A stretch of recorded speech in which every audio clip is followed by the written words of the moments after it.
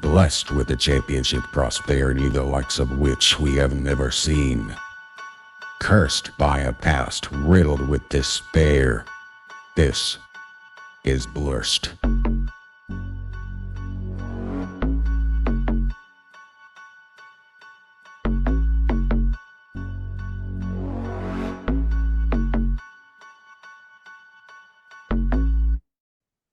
Hey, what's up? Hello. This is Blake. Welcome back to Blursed. It is Wednesday, May 31st. Is there 31 days in this month? I don't know. There is now. There is now. Yeah. That's So right. welcome back to Blursed. It's me, Blakey D on the mic to start it off, and Kai's is here with me, and Hayden will join us in a few. That's right. How you doing, Kai's? I'm doing well, man. We had a weird weekend sports wise. For me, also, as you know, Blake, a big fan of Everton Football Club in the Premier League. And I got to give them half of a shout out. Everton dramatically avoided relegation to the second division. Everton are one of only 6 teams in the Premier League that have never, ever been relegated. Really? Ever. One of 6. One of only 6. And wait, who are the other ones in that? Do you know them off the top of your head? Well, they're pretty easy to figure out. They're the ones you would Manchester think. It's United, like Man U, Chelsea, Liverpool, Arsenal, Man City. I think Arsenal. No, I don't think City's in there because City actually used to be ass before they got bought by an era. I feel like our entire life though, they've been good almost. Our entire life. Yeah. Yes. Yeah. Tottenham might be in there. Probably Tottenham, yeah. Interestingly enough, even though they weren't always a powerhouse either. But yeah, it's teams like that. But anyway, they had to win. If they had drawn or if they had lost, they would have been relegated. But they won 1-0. And it was a huge sigh of relief for me. But also it's just 2 years in a row now that it's come down to the last game. Well, last year it came down to the second to last game. This year it came down to the last game. So worse. Yeah. And the fact that we had to win too. A draw wouldn't have even done it. Right. No, exactly. As a fan of like a team that could be relegated, you don't want relegation no matter what, or do you think ever it helps the team? Is there ever a time where it helps? I think it does help. Like, for instance, I can point to a team right now that I think it has helped, and that's the team that just won the championship, which is the second division, Burnley. So, and Burnley, this is kind of tied to Everton as well. So, Burnley got relegated last year, and they fired their head coach, who had been their head coach for over 10 years, which is not normal. That's a long time. Yeah. He brought Burnley to like where they were a yo-yo club. Burnley used to like just never be in the Premier League. And he at least got them up there. He got them up there, but just their budget never really increased that much. And anyway, they fired him. He was a victim of his own success, as we talk about a lot on this podcast. Sorry, Mark Rick. Yeah. And anyway, after Everton fired Frank Lampard this January, we hire Sean Dyche, tasked him with keeping Everton alive, and he did that. But Burnley hired a name that most of the people on this that are listening would know, and that's none other than recently retired legend Vincent Kompany. If you guys remember, Belgian center back Vincent Kompany. He's a beast. Big bald dude who played for Man City for a lot of those years you were talking about earlier. And anyway, Vincent Kompany is Burnley's manager now, and he led them to over 100 points. Like, you know how the table, right? Yeah, it's based on 3 points for a win. They had over 100 points this season. Absolutely ran away with the second division, and are going to be back in the Premier League next year. And my point in saying all that is, I think were helped a little by relegation. Right. They got the right guy in.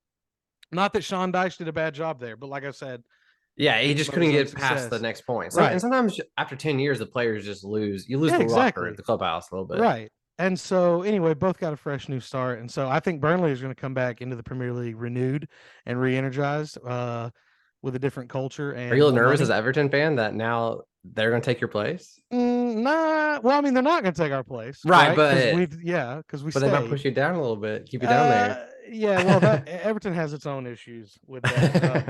What Burnley does certainly isn't the biggest of our problems. Dude, this is what happens when Hayden leaves us in charge. We talk about EPL right for the Premier League. 5 minutes. Sorry, Sam. We need to tell Sam just to skip the first 10 minutes. Sam, if you're listening, sorry. We're so sorry, buddy. I'm so sorry. Sam's probably at this point he's not still listening. Yeah, he's not. He's already turned it off. We've gotten Sam. He's fast forward. Just like, when does Hayden come in? Yeah. Well, thank you all that have stuck around and let me indulge myself in talking. No, congratulations. That's a big deal. I think like every sports fan everywhere can appreciate anytime your team does something just good enough to keep you happy. Yes, absolutely. But anyway, yeah. So what about yourself? I mean, had a great weekend. World traveler, went to Asheville. Yeah, it wasn't really world traveler, but it's cold and wet up there. Had a great time though. I'm back. Have the holiday brain still. Man, they should. I don't know why. Like once you get out of school, they stopped doing spring break, but work should have spring break. Every work should have spring break. Like what's going on here? Yeah, I mean, we don't have to delve too into our thoughts on that, but yeah, it is weird that they're like, all right, throughout your life, students need to have breaks throughout the year. But once you hit like 22, I'm gonna need you to work for 60 years with maybe like 2 or 3 weeks off per year. Right. Yeah. And you got to work more every day than what a student does. Yeah, way more. Yeah. No, 100%. But let's get into some sports. Let's. So last night, did you watch the Heat Boston game? I actually didn't, because I started watching the Braves and the A's, and then that ended up being a mistake. And then by the time I got fed up with the Braves game, I switched to the Heat and Celtics, and it was already a blowout. Yeah. Yeah, dude, it happened quicker than you thought it would. I mean, honestly, the first half was still pretty competitive, and at halftime, I think they're only down. Let me do the math real quick. I think it was 7 or something like that. 7 plus 6, 13. They were down 13 and a half, actually. Oh, was it 13 and a half? No, it's not that much for 11 and a half. So they were down double digits at half. But I'll say the Celtics had a much better second quarter than they did the first. But man, I'll tell you what, it was the 3-point shooting from the Miami Heat, and we've talked about the Boston live and die by the 3-point shot, and that happened so much last night. And Caleb Martin earned himself some extra dollars, man. Definitely. Dude, he's a player that, like, I feel like everyone, especially the Hawks, when you're like, man, we need a gritty guy like that who can play some defense and can shoot the three. And I was like, and he's on the people you would hope that maybe you could afford one day. He played the most minutes on Miami's team last night, scored 26 points, and had 10 rebounds. I did not know that. Wow. Only Jimmy Butler had more points than him. Yeah. That's wow. 28. Okay. Yeah. I think he averaged something like 19, 6, and 4, like 19 points, 6 rebounds, and 4 assists a game or something like that this series. So if Jimmy Butler didn't win the MVP of the series, Caleb Martin was definitely second place. So yeah, definitely. For sure. And he outplayed Jaylen Brown and Jason Tatum for most of the series. So, God, did he? I feel so. Well, actually, I don't feel necessarily that bad, but I feel a little bad for Jason Tatum. I think, it was last night when I was driving home from work. Actually, I was listening to 99 the game, and they were talking about the game. It was about to come on, and they played a clip of Jason Tatum talking about. I think it was after Game 6 or something like that. Yeah. And he was like, "Oh, I just can't wait for Monday. I can't wait to be back in front of the Celtics fans. It's gonna be electric." And yeah, I went from hearing that, and then like 2 hours later, they were down by 20. And you're like, yeah. I was like, oh basically. Boy. Well, happened, so he actually like tweaked his ankle in the first like couple minutes of the game, and he like physically grimaced. But the announcers at one point go, we can't tell if he's actually hurt or if he's just overplaying this because it's embarrassing. You're losing. You just don't know. Like, and I was on Twitter too. A lot of people were like, is he hurt? Is he not hurt? Yeah, right. I couldn't tell. He didn't have a good game. 14 points, 11 rebounds, 4 assists. Like, not good. Yeah. Jaylen Brown had the most not what you want from him. He didn't play well either. Jaylen Brown said afterwards, he said, we didn't do enough. I didn't do enough. We didn't deserve to win this series. And it's true. They did not deserve to win this series. He's correct. Yeah. But how different of a series is it if Gallinari doesn't get hurt this year? I think Boston with Gallinari is probably the best team, but that's what happens. It's part of basketball. I mean, the Heat were missing what's this guy's name? The white kid, or is he? Yeah. Tyler Hero? Yes. Yeah. Yes. He's I guess he was our leading scorer this year for the regular season. I didn't even realize that. Yeah, I mean he can get a bucket when he needs one. So they've been missing him all playoffs, and they still found a way to win. So you know what? Speaking of Tyler Hero, he busted onto the scene during the bubble. Yes, that you guys. Is he the same class as Trey? Tyler Hero draft. I actually don't. No, know. 2019 is the year after Trey. Okay, there you go. But anyway, I just want to bring it back since you wanted to bring it up a few weeks ago, Blake, and that was that you and a bunch of other folks, the people who don't discount the bubble, you told me, oh, the Lakers and the Heat are back, and I of course rallied against that. Yes, that didn't mean shit. It does not disprove that the bubble, was or meant anything. Yeah. And guess what? Both of those teams got swept. Sorry. Well, one team's in the finals now. Yeah, I'm sorry. I understand what you're saying, though. Yeah. One team Both did of get those swept. teams lost a little. Yeah, one team almost got reverse swept. Is Yes. what I meant to say. Yeah, I get what you're saying. But yes, one team did get swept. Have you ever seen a sweep like that Lakers series though, where every game comes down to the end? It was the most competitive sweep I've ever seen in my entire life. I can. I've only ever seen it once because I totally agree. It was when the Atlanta Hawks went to the Eastern Conference Finals and got swept by LeBron. Oh yeah, that was. 2 of those games went to overtime. Yeah, 2 of those games probably should have been won by the Hawks. People forget. And LeBron just carried this team. Yes. Dude, he was such a bane. But anyway, yeah.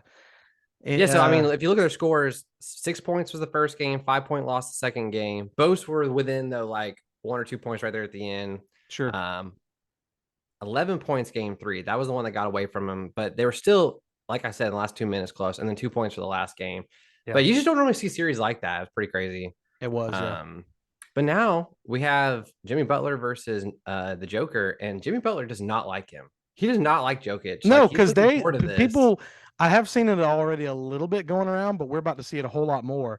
When Jokic shoved one of the Morris twins after he shoved him, and I'll be honest with you, that was my low point with Jimmy Butler, though, because that was before I was as much of a Jimmy Butler fan as I am now. I get that. You're probably like, forget that guy. No. It was actually because of that moment, and that's because Jimmy did something extremely soft, in my opinion. Yeah. That I think a lot of people tried to spin into him being tough, but Jimmy waits until there's a crowd of people in between him and Jokic. Yeah. And that's when he starts trying to wade his way over there, like, oh, let me get at him. And then they do the whole wait by the locker room thing at the end when the game was over. That was his brothers were there too? Yeah, his brothers were there.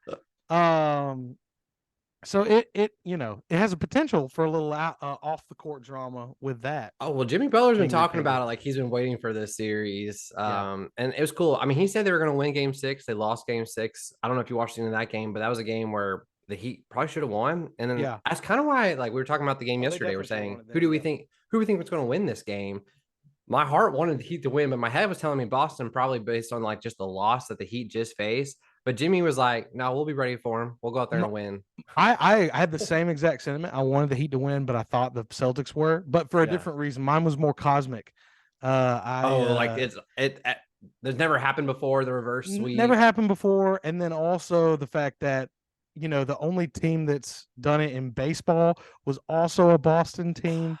And so I was like, and Boston's just Boston that chosen franchise in every sport. Yeah, they're so spoiled in every sport that I was like, of course, the only team that's done it in baseball, or at least the first team that did it in baseball. I don't know if it's been Red Sox. Since. Yeah. When the Red Sox did it. But I was like, of course they have it there, and then just imagine they're going to have it now in basketball too. We should have looked at hockey as like our foreshadowing. I mean, the Florida Panthers beat the Boston Bruins in the first round, and that was the historically the best hockey team in the history of the regular season. Insane. Was this year's Boston Bruins, and now the Florida Panthers are playing Vegas in the Stanley Cup. Yeah, right. And Miami has 2 teams in the finals right now. That's crazy. That is Miami crazy. Marlins are above 500 in second place in the National League East. Speaking of, now it ended up doing well, but did you see PFT's PFT commenter on Barstool? Did you see the bet he said he made after Miami went up 3-0? No. He made a parlay that was let's see, who was it? Did you say just went to the Florida Panthers? Who do what now? The Panthers? Yeah, weren't they up big? In their series, yeah, they were up 3-0. Okay, that's what it was. And then it was a similar thing, right? The other team. Well, no, the Panthers actually swept them. Oh, they swept them? Dang, I thought he was saying he had a parlay with that, but then he also had the Heat. as well. And so I Yeah, don't know. no, It was hilarious. the to Panthers think swept the that- Hurricanes. Dude, the first game, which I know we're talking about basketball and hockey right now, so stay with us, guys. The first game in that series went to the 4 overtimes. 4 Goodness. overtimes. So then the next game, the starting keepers didn't even start because they're wearing like 60 pounds of gear that whole time. Sure. And it was like a 4-hour game. So they didn't play the next game. And the next game went to overtime. So it was a really close finals. You had 3-2, 2-1, 1-0, 4-3. Wow. So another like close series. Yeah, definitely. For sure. But, anyway. But back on the basketball track, who you got? Nugs or Heat? I'm going Nugs, man. I would like either team to win. I don't have. Yes, that's how I feel too. I dislike here, but like I want it to be the Nugs. It's a team that I don't think I've ever seen. Like, would this be their first ever NBA title? I'll check that.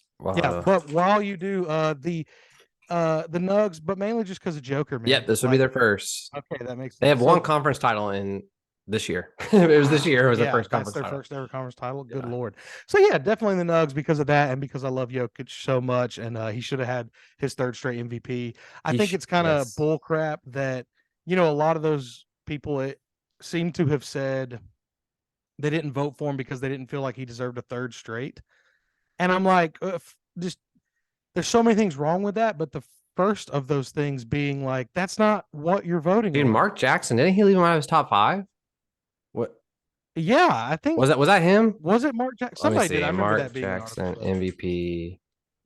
But yeah, it's like you're not voting. This isn't an award that is. Yeah. So this isn't the 3-year award. It was Embiid, Antetokounmpo, Jason Tatum, Shai Gilgeous-Alexander, and then Donovan Mitchell was his 5th. Wow. He left him out of the top 5. That is pitiful, bro. Not only was Jokic like I don't hate Embiid winning the MVP because he did have a monster year, and I think Jokic's right there, but not even putting your top 5. That's crazy. That's absurd. It makes sense that's why Mark Jackson, when you listen to him on the broadcast with Van Gundy and Mike Breen, that he sounds like he has Alzheimer's. Dude, how does he keep getting interviews for coaching jobs? He keeps I don't know. He hasn't got hired, obviously, but he keeps getting interviews. It's crazy. It is weird, dude. But I guess just some people might think he did great work with the Warriors. Yes, he laid the foundation. And Kerr comes in and wins the very next season after he left. So yeah, no, I don't think he's a bad coach. That's just like that's. I think he might be now, though, is what I mean. Yeah, he's lost his touch. I think he's lost his touch a little bit, as evidenced by that. Or he just doesn't like the Joker. It could be. I don't know, but that's either way bad. Here's your pod fun fact of the day. I sent this to the boys earlier today. Kevin Love has reached the finals every time he's been in the playoffs. How crazy is that? Crazy. Which is only like he's only I guess he's only gone in the playoff. Was it 4 times? I guess. Yeah, this has to be the 4th time, I think, right? Let's see. Kevin Love championship appearances.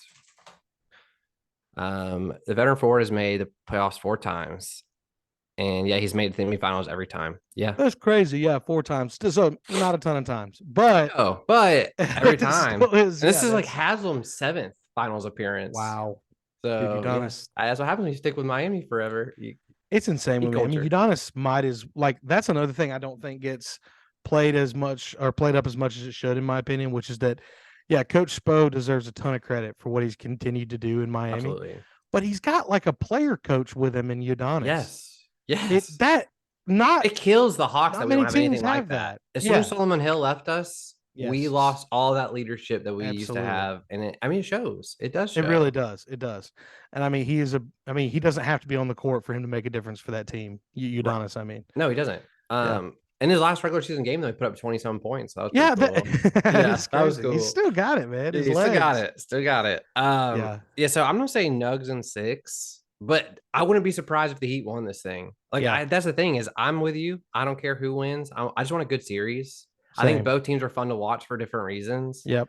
And the Heat team kind of feels like the team of destiny in some ways, but I don't want to undermine the Nuggets because they've been so good this playoffs. Yes. So good. And I think that might be because that's going to be the narrative again. Because of what you said, like as far as not wanting to undermine them, but that's what keeps happening to them. Yeah. Like they've done the whole Lakers series is all about the Lakers losing. Exactly. Yeah. if you didn't watch the games or look at the scores, you'd think that like going into game 4, you'd think the series was like 2-1 or something. You know what I mean? Yeah. Like you'd think, or Or you'd think maybe LeBron was up 2-1. Well, dude, the Nuggets win, and the next day, the main story on ESPN is LeBron may retire. And it's like, what about the Nuggets? And so now, of course, for different reasons, they're going to be overshadowed again because it's going to be like the Miracle Heat team that have the 8 seed come all the way to the finals. Unlike any 8 seed we've ever seen, they have fought unlike any team we've ever seen to make it to the finals. So I mean, they're playing. Run. I mean, it is interesting that everyone's game's elevated. Well, yeah, I mean, but what I'm saying is they're the number 1 seed last year, right? Yes. And then this year, lost PJ Tucker is the only player they lost. Yeah, right. So not that big of a deal. And so, people, of course, viewed them being the 8th seed as like a big failure this year, but they were clearly able to do what Trae Young and the Hawks thought they could do. Yeah, which was well, not go on a run, but by flipping on the switch because regular season doesn't. The difference is Jimmy Buckets has years of like doing this, like where he's gone to playoffs and turn on a switch, and like Trae's in his 5th year, like now 6th year. So I mean, Jimmy Buckets near the end. Something though that should have Atlanta fans' attention after the loss is that I saw Shams reported, or maybe it was Windhorse. Wendy was reporting that Brown and Celtics are talking about an extension. Okay. So maybe he does get signed, but if he is to not come back with Boston, Atlanta Hawks have the number 1 odds right now of landing him. So it's because of the Atlanta tie, obviously. But that is interesting to me. I would absolutely love that. Oh, yeah. I mean, if you think about it, I don't know if we'd be able to keep DJM in him. I doubt it. I feel like DJM would have to go be their point guard. But I think an overall of a team makeup between Trae and Jaylen Brown's a better core than Trae and DJM. Man, no offense to DJM either. Just once though, and you just based off what you said, because I agree, we probably couldn't keep DJM in that. Yeah. But why can't the thing happen to Atlanta just once? Where we get all 3, like keep all 3. Where we get all 3. Like how come the Heat can do it and the and the Celtics can do it and like all these other LeBron's teams, absolutely. I mean, always do it. Your owner has to want to spend the luxury tax. Like that's what it'd take. And like I don't know, every year we're like, oh, we don't want to go in the luxury tax. It's like as a fan, why don't we want to? As a fan, I'd love for us to go in the luxury tax. As a fan, we want our team to spend more money to win. So no, I'm there with you. Like if we could do it, it'd probably take like John Collins, Clint Capella, DeAndre Hunter, and all of our picks. And I don't even know if they would take that. Right. Yes. Like, does that make them better team? Right. I don't think so. Like, I don't think. I don't know. Woo, yeah. We probably have to. Let's do it. We probably have to trade AJ Griffin. Yeah. No. Because I don't want to trade Onyeka or Jalen Johnson. No. Because I think they both have. I don't want to trade AJ Griffin either. That's the issue though. You're going to have to move. You got to move someone some you don't want to pieces. move to go get them. Yeah. Yes. I mean, you can move DeAndre Hunter. Right. Yes, but I mean, let's be honest, dude. Like, I know we as Hawks fans love him, but he is like a replacement level player. Yeah, which is weird, man. That shows he's not. He shows flashes of being a star, and you're like, holy crap. Yeah. I mean, you've talked about it year after year. Like, when is he going to figure it out? Like, is he going to come? It just hasn't happened yet, and I'm afraid it never will. Just we wasted such a high pick on him if that doesn't ever come to fruition. Yeah, no, I mean, that was part of the 2019 draft. We go and take DeAndre Hunter at 4. Why can't the Hawks ever get the first pick, man? Why couldn't we got Zion? Oh, I know. I mean, I know Zion stayed out of shape, but like Zion with Trae, if Zion stays in shape, that's a championship caliber roster. So yeah, 100%. But that was a weak draft though. Like Zion goes first, John Morant goes second, RJ Barrett goes third. I don't really want RJ Barrett. He's not that great. No. Darius Garland, who's a point guard, goes 5th. Like, and he's been great, but we already have a point guard. But you got Trae, yeah. Yeah. And then, like, after that, Rui Hachimura, who's now with the Lakers, he went 9th. He's probably your next best player. Tyler Hero went 13th. Maybe Tyler Hero, but he went 13th. Yeah. Right, so, yeah. Like, I mean, I guess now you 4, like, having 4, you know, if you repick, who not else a great would draft. you get? Right. No. Yeah. Yeah. Hindsight, I mean, maybe we should have kept Luka. I mean, I don't know. I don't know. Tough to say. Yeah, so Jaylen Brown, I mean, I'd be pumped. We can talk more specifics on what that trade might look like in the coming weeks. The draft is coming up, so we'll get into our draft coverage here probably next week or the week after that. Yeah. We do have the 15th pick. I want a 3-and-D kind of guy.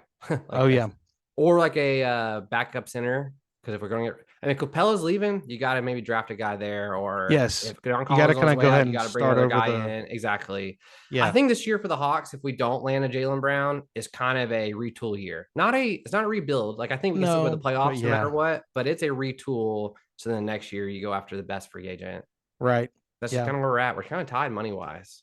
I think, yeah. So, But I'm also going to need Tony Wrestler to put his money literally where his mouth is. yes. And I mean, he literally said, we're not afraid to go on the luxury tax. And then they go around and trade a huge piece of the team so that they don't go. So they don't have to go on the luxury tax, and then we're worse for it. But we did get Sadiq Bey after all this. But now, like, if you look at our contracts in the new CBA, we either have to go on the luxury tax to re-sign all these people, or we're going to have to make some big decisions this offseason. And I think it means John Collins and CC are gone. It's just a lot of money we're paying them.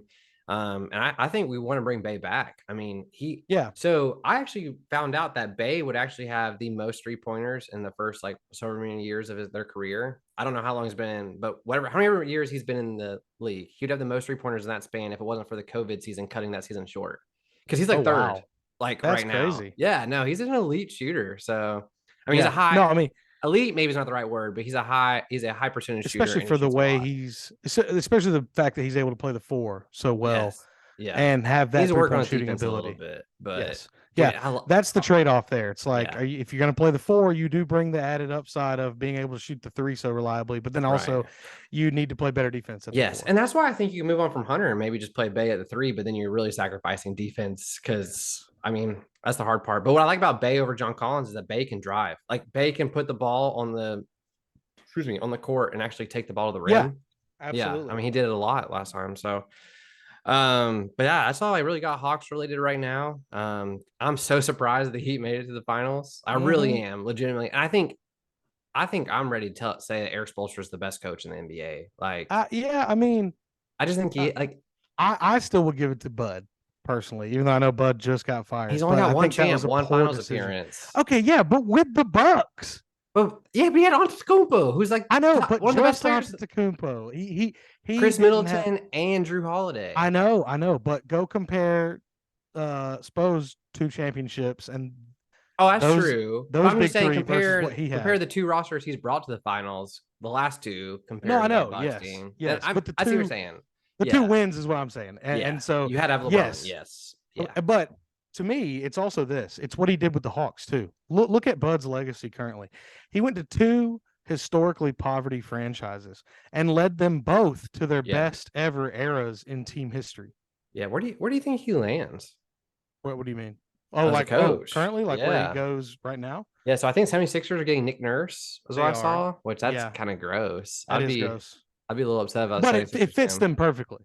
Yes, I mean, yes. And you see what I mean that negatively. Yeah, like it fits them perfectly in that they go get Harden.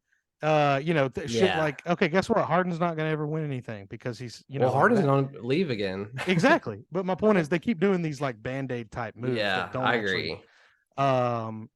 As evidenced by the stat you told, I think, on the last episode of the Trust the Process years. Oh, yeah. And how many teams have made it in the Eastern Conference? And they haven't made it once. They haven't made it once. Yeah. So bad. It's so funny. So bad. Yeah.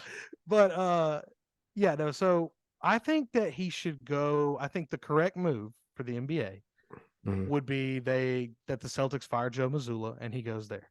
Oh, I mean, that would be huge. 100%. And they just bring the boys, because then you bring the band back together if that's what happens. Yeah, exactly. You keep everybody in if you get Budenholzer. I like that. No, I mean, it's a good idea. I'm pretty sure Doc is a finalist for the Phoenix job right now. So, Doc Rivers, I swear to God, dude, he's a good coach, but God, I guess, yeah. I mean, if you need somebody to get you to the second round and losing 6, he's there he's there. He's your guy. Man. He's so good at it. Yes, it's insane how good he is at doing that. But maybe bring his son over, let him get way more minutes than he deserves. Oh, right, yeah. Hey, Austin's had some good games. He has. So Kevin Durant would be like, "Come on, man, this is my coach." He's actually leave the Suns next. But also, it's like Kevin at this point. You know how people tried to unfairly give Trey the moniker of Coach Killer, and I even discussed whether or not I was. Yeah, you're still on the. Yeah, I'm on the fence, but I think KD 100% has to have that tag now. Yes, as Coach Killer. I mean, it's just, I don't know. It's pitiful to me. I will say I think that Nets team is probably the most disappointing team in the history of the NBA. Like, if you think about the expectations they had, and then they brought James Harden in there too, like I will say this though, they went 7 games against the Bucks, who ended up winning the championship that year. Mm-hmm. And it's the best they ever did. They put it together for one series and lost. Yeah. I think KD scored like 50 points that game and they still lost. I think he did, yes.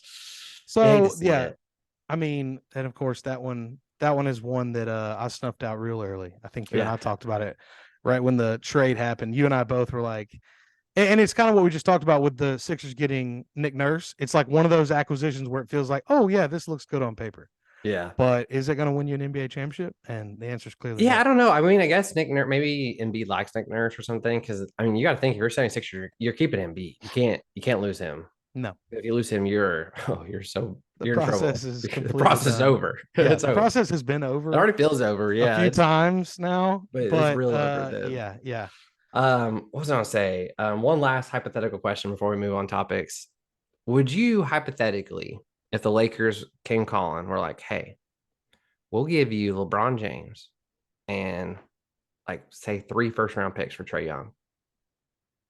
And I know people are gonna be like, well, that doesn't seem fair. LeBron James is the best player in the world. Think about where they're at in their careers. Think about Or if you're the Lakers, do you move on from AD and you still build around same type trade? Or no. Well, I wouldn't want to do AD for. No, I wouldn't either. No, me neither. Because my thought is, if you were to do the Trae Young for LeBron, you get a lot of first round picks, and like you have DJM, and maybe you make one run. I don't know. Would you do that?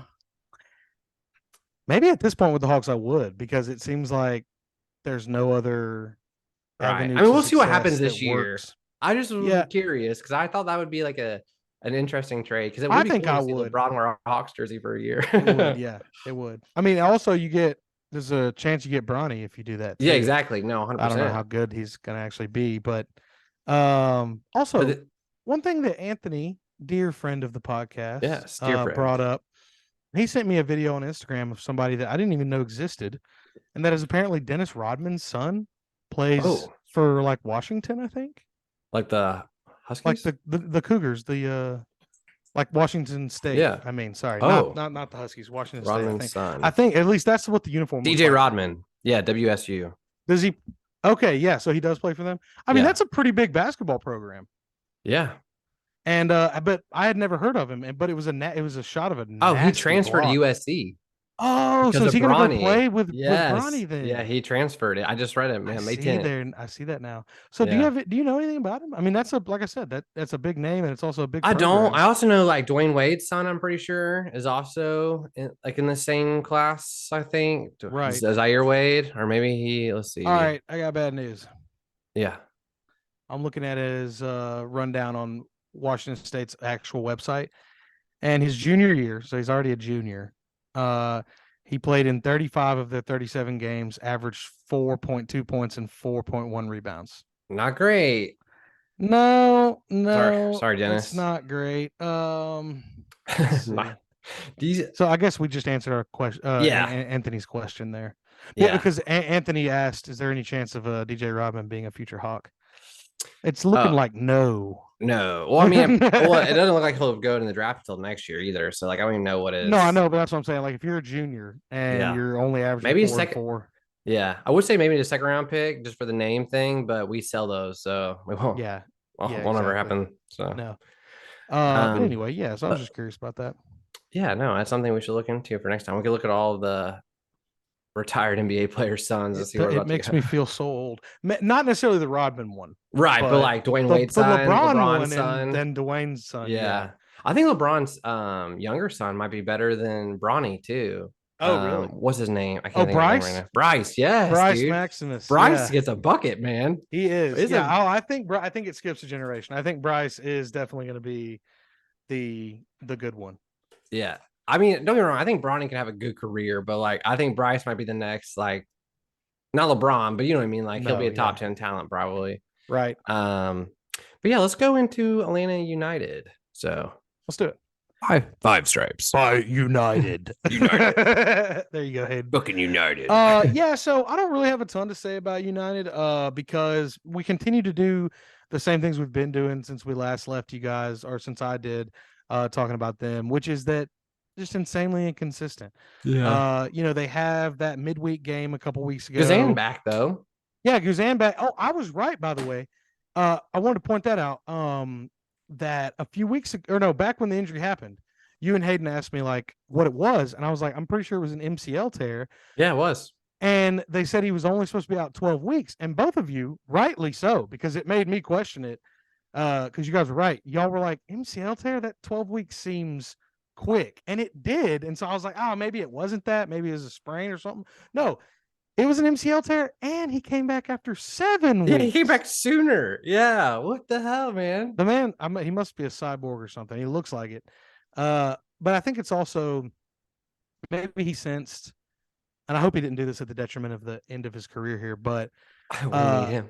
yeah, he kind of sensed that we needed him, not necessarily from a talent standpoint, because Quentin Westberg and Diop did well. They did much better than last year's goalkeeper fiasco. Absolutely. With Rocco Rios Novo and Godino. But the thing that Quentin Westberg and Diop did not lend a hand on was organization. Yeah. Brad is so good at organizing the walls, the defense, the things, setting up set pieces correctly. As long as I can tell some of our defense how to do their job. Yeah. Yes. With him and Miles Robinson there, the communication is a lot better. Yeah. And Brad, at this point in his career, with the injuries that he's had and his age, his shot stopping ability is not what it used to be. Sure. Like we can just say that. Oh, he's 38 years old. Exactly. Yeah. And he's had these 2 back-to-back. He's LeBron James. Injuries. Yeah. Wow. Wow. Do you think, I'll be honest with you, Blake. I think just now, mark it down, 6:31 p.m. on May 30th, 2023, the first person to ever compare Brad Guzan and LeBron James. So 38-year-old athletes, what can I say? Congrats, man. But yeah. So what? Can I say something impressive about Atlanta United though? So with all of our struggling, we're still top 5 in the standings in the Eastern Conference. Also, highest scoring team in all of MLS. We're tied for the highest scoring team with St. Louis, who is in the West. But but the highest scoring team in MLS. Tied for the highest still means you're the highest, though. No, exactly. So, yeah. And I'm just thinking last year, we're like, man, it's because of the injuries that were giving us so many goals. But man, I'm starting to think it's just our coach, the way the defense works, is just not working for us. Like, we have good defenders, I feel like now. And so I will break down exactly what you just said, talking about the one goal that we gave up against arch rival Orlando City in our most recent game. So we give up a goal. It was exactly what you were talking about. Something that I think goes on coaching, not the players. Yeah. More so, I mean, because this is how the goal happened.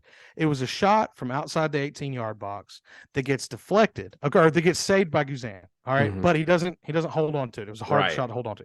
It bounced, he punches it back out. The ball's just kind of landing there in the 6-yard box. Okay, it's just sitting around. No one from Atlanta United, although they're all close to the ball, none of them are able to clear it out. Right. And a guy runs in from the edge of the box and scores. Just tap it in, Happy. And it was right between Guzan's legs, by the way. So that's kind of what I was talking about with his shot stopping ability being what it is. Yeah.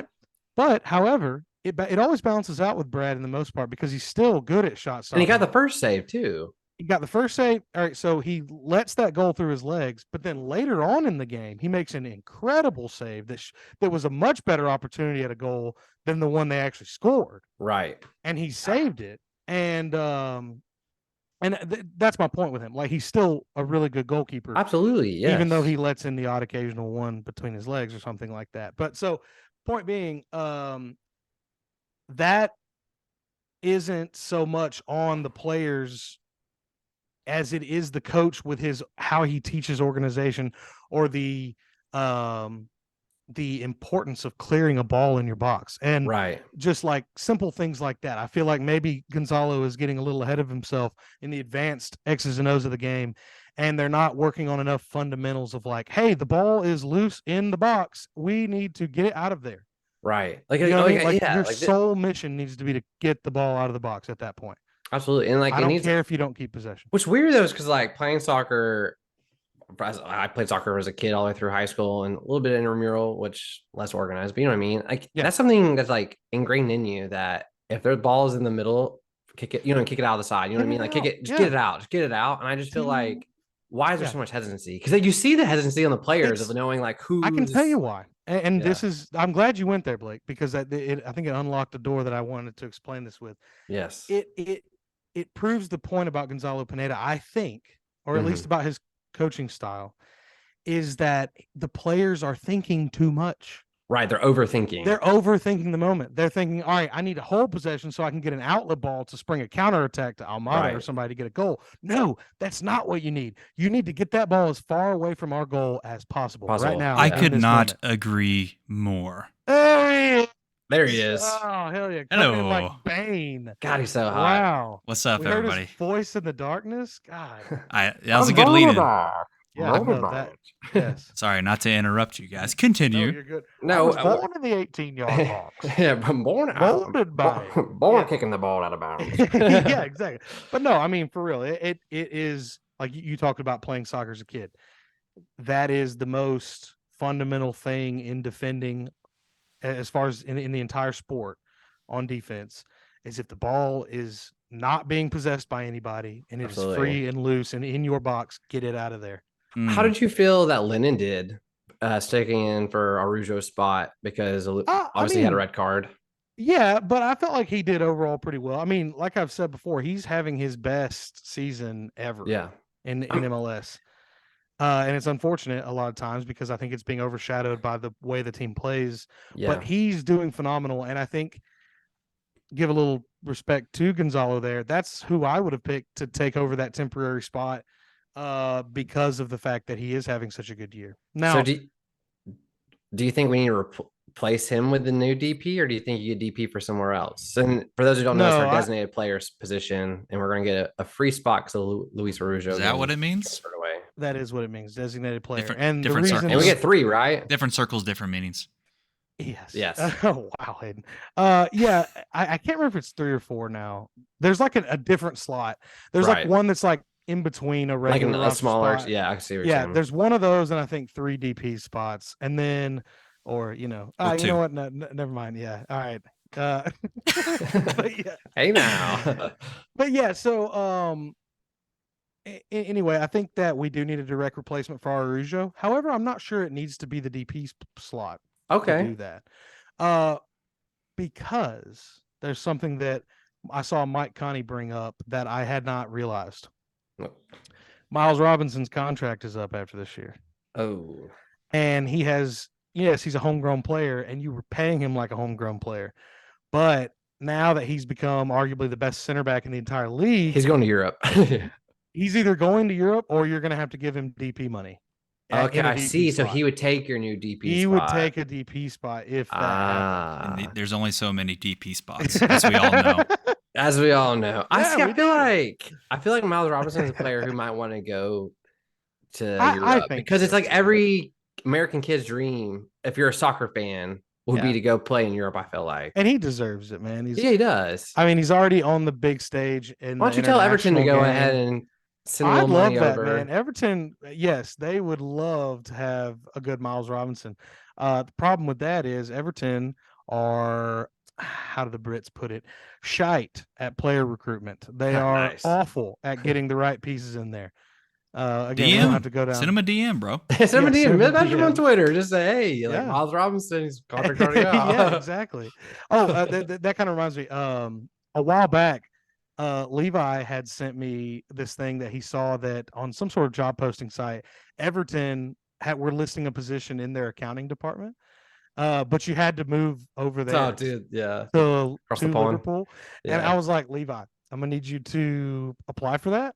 And when they obviously offer you the position, you have to make a concession, or not a concession, but you have to make a stipulation that similar to how, sometimes coaches will offer a scholarship to like the much less talented brother of a 5-star recruit to get him to come to the school. Yes. That's what they had. I have to come with him to also work in some capacity. Like produce guy. Every Georgia, yeah, exactly. Every Georgia quarterback over like the last 15 years, they have a brother that was on the team. Yes. We're talking Josh Murray. I'm pretty sure Stetson Bennett has a brother that might still be on the team. I think so. The Condici brothers come to my mind, who went to Ole Miss. Robert Condici and his younger brother. Yeah. Yeah, so that's what I was wanting Levi to do, but sadly he dropped the ball there. Yeah. Damn shame. Didn't want to move across the pond for something. Yeah, I guess he and I could have bachelor padded it up somewhere in a flat in Liverpool. You expect his wife and family to stay here? Yeah, exactly. Of course, it'd be a Ted Lasso bro trip. It's a quick bro trip. Yeah, they'll be fine. But no, all right. Man, I'm excited. We haven't talked this much European soccer at all on the pod. Yeah, hey, Hayden, you missed it. We talk a lot. We started the pod talking Yeah. about English Premier I know League you love soccer for like that. 5 minutes. Yeah. Oh boy, we're gonna lose a lot of viewers this week, aren't we? Yeah, I know We Sam's mentioned it gonna be out too. early. Yeah, we're like, man, but Hayden's not here. This is what happens. Well, what were you? What did you guys do for Blursed of the Week? Did you do it? We we didn't. You know, Oh. we felt Wait like for you. yeah, we rolled past it. So now that you're here, we could do a mid-episode B of the week. There it is. Worst of the week. And yeah, as we're good to talk about soccer. We're just good. a caveat, I have nothing prepared for this, and I'm not ready at all. So Blake, you're up Perfect. first. Hey, there's our Yeah, word Blake, of the go day. first. Caveat. Oh, caveat counter. Caveat. There it is. And you Yes. put it on the board. Ding. On the Yeah. board. So I guess my Blursed will be the fans who watched yesterday's game and are like, nope, Soroka is just no good. Like, he's no good. Because if you actually watch the game, and like, I guess he gave up 4 runs, and that was a little disappointing, but he had a good showing. 86 pitches, 6 innings. The only 1 inning got away from him, really, just the 5th. And yet, Also, yeah. Well, I was just going to add to that the point that, you know, I was disappointed with last night's performance, but not so much with Soroka at all.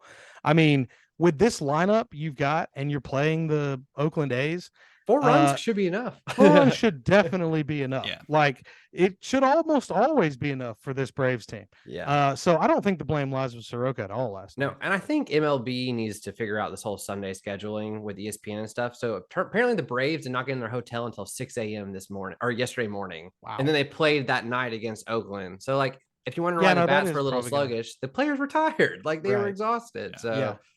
So, all things considered, I felt like Soroka played really well. And I'm so happy to see him. And my favorite thing he said was, everyone's asking, like, how emotional are you about playing again? Blah, blah, blah. And he's like, can we not talk about the emotions of this? Like, let's just talk about the game. Let's talk about next week. Because normalcy, probably. He was talking about, like, it makes it harder, like, coming back from 2.5 years of not playing. Like, he's like, let's just get to the next, like, this book's not over yet. Like, I don't want to start turning this page now. Like, oh, I made it back. That's it. Like, let's keep going. We have another game to win.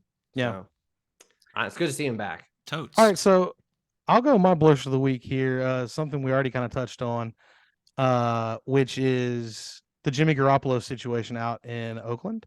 Yeah. Or actually, that was maybe off pod. No, we talked in the bullpen about that. Okay, yeah. So in the bullpen, yeah. So I think it's a huge Blursed situation for that franchise in that Jagar, he failed his physical. If you guys hadn't seen Jagar, yeah, like Pokemon. it does, and definitely a later generation. Gengar's ugly brother. yes. So yeah, he failed his physical, which right off the bat, not a super big reason to panic, because I believe the way it's, from what I read, the way it goes down is you get to do another physical. Yeah, and also Vegas wrote in their contract that they could actually waive him if he did fail both physicals. So, like, his signing bonus is no longer a signing bonus anymore. It'll now all be his normal salary. And if he doesn't pass the next physical, he'll get cut without getting any money. What the hell did he do to his foot?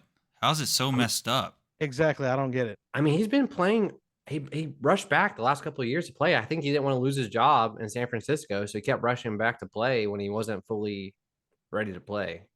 Yeah, but still, I mean, to Hayden's, he's not, he doesn't have to be the most mobile dude. They play on concrete out there in San Francisco. What's the deal? Dude, people get hurt all the time in that stadium. It is weird. Always hurt. But yeah, so I feel like it's Blursed in a way that they might not want Jimmy Garoppolo at this point. I don't really know. But also, to the other side of it is, why'd you get rid of Derek Carr then? Or, like, why did you let Derek Carr go? I mean, you got nothing back for him. And you now brought Devontae Adams in for what?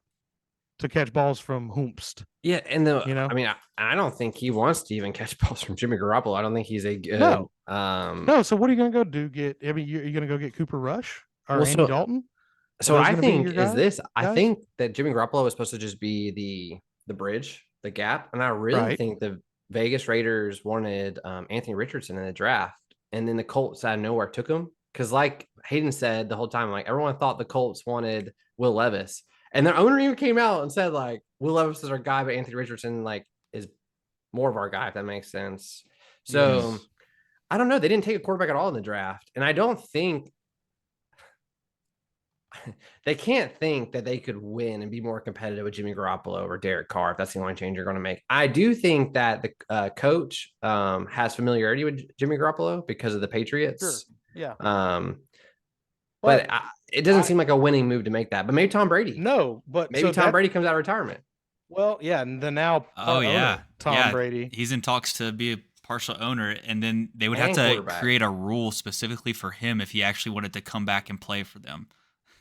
To be an owner and a player? Yeah, that'd be wild. That's crazy. That would be wild. But they could do it for Tom. He'd be able to afford a bigger portion if he didn't divorce Giselle. So. That's true. People forget she's richer than he is. That's big time. Well, maybe she has to give him alimony. That'd be hilarious. That would be hilarious. It is Blursed. I feel bad for Vegas fans. Because he clearly was the stopgap, like you're saying. But now you don't, or maybe now you don't have your stopgap. Well, you know what's funny too is they took Tyree Wilson in the draft, and he also is known for a foot problem, like a history with a foot injury. So it's like they forget it's part of the name of the sport. You know, maybe don't get guys with feet injuries. Yeah, I don't know. The feet are important. They're very important for a lot of people. Maybe for you guys. They don't call it balls for nothing. No kink shaming here. All right, feet are important. Oh God, yeah. more so than others. No foot left behind, as our designated players. So my Blursed of the week. I'm still scrambling. I was just. I tried to give you more time, Hayden. Oh man, yeah, you really bought me some. But I'm gonna go with my hairline because I've been having a battle ongoing since we've started Blursed. The battle rages on, as one says. But been cutting it short. But the blessed side of having less hair than one used to is less maintenance, and you care less about external appearances. Oh, yeah. So it looks strong. You're just not worried about it as much. You're you're resigned to your fate, as one says. So any lucky approaching my 30th birthday makes a lot of sense, I suppose. Yeah. Right. To any lucky listener that gets to follow this man on Instagram or his wife on Instagram, look at their last photo. This guy's a stud. Stud. Just absolute. Well, thank you. Oh my goodness. Thank you. I was just complaining about my hair, actually saying it's at the point where it's so long where I'm like, I kind of like it, but the whole first half of the day, it's me trying to dry it and figure out how it won't dry to look weird. Because otherwise, it's like that. I get that mammoth, like Manny the Mammoth, kind of like part that does this thing. It's like a you're kind of around my head right now. Yeah, a little bit. It's falling down some. But you got to let it keep going. You got to let it keep growing. Grow all the hair on top of the head for Blursed. I'll do it for Blursed. I'll be the hair for Blursed. Yeah.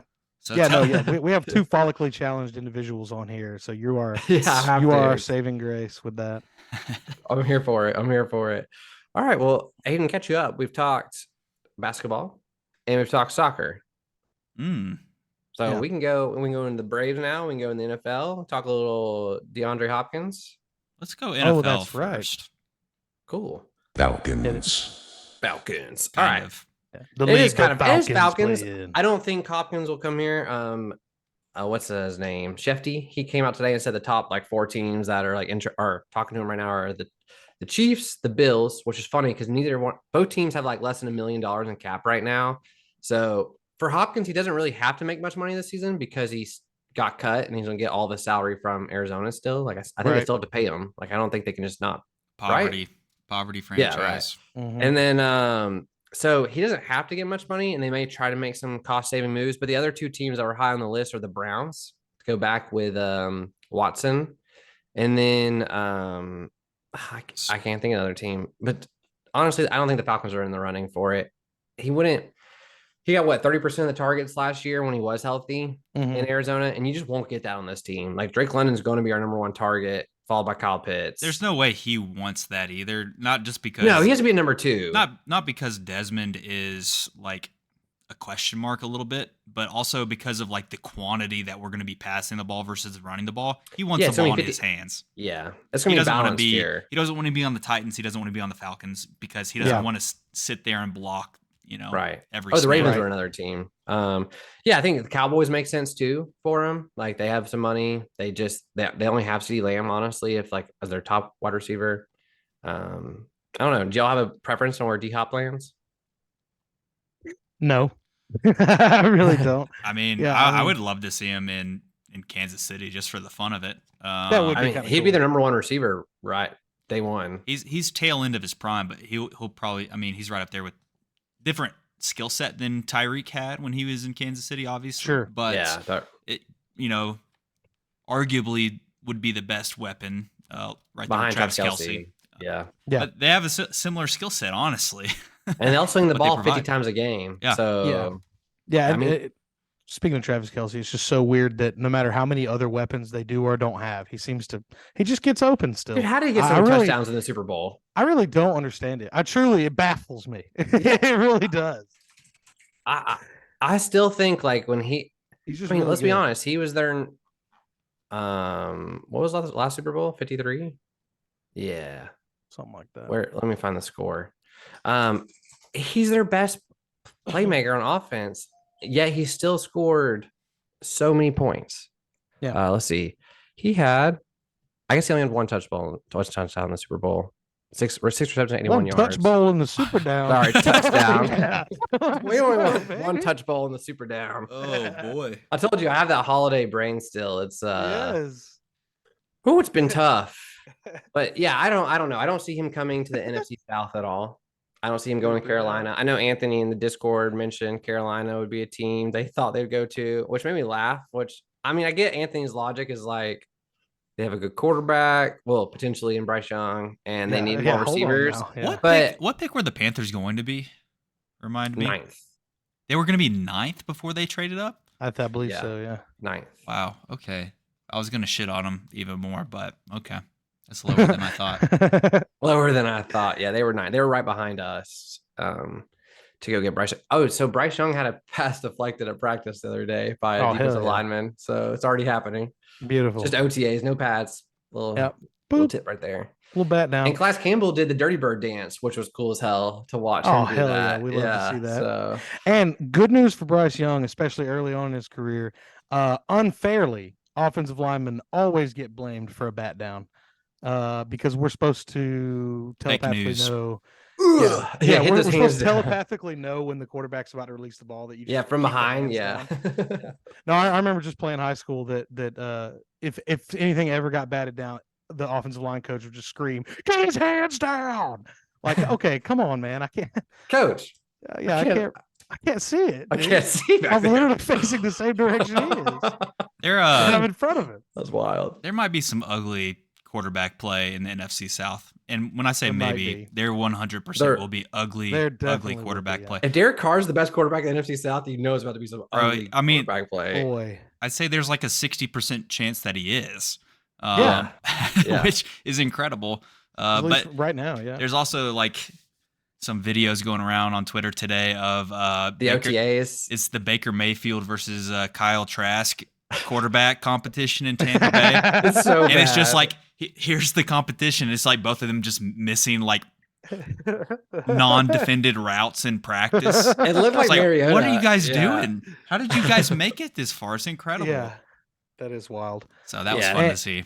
And by that same token, as far as how far they've come versus also fallen, is today I rewatched, or at least the highlights, extended highlights of the old Oklahoma-Georgia Rose Bowl from years gone by. And yeah, just looking at that Baker versus the Baker currently battling Kyle Trask is shocking.